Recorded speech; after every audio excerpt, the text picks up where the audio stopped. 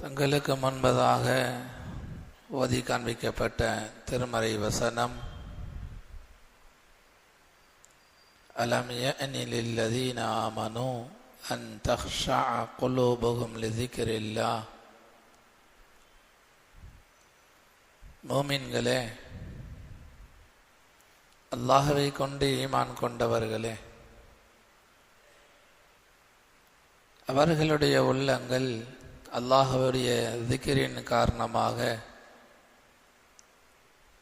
நினைவின் காரணமாக அவர்களுடைய உள்ளங்களிலே அல்லாஹ்வுடைய பயம் வருவதற்கான நேரம் இன்னுமா வரவில்லை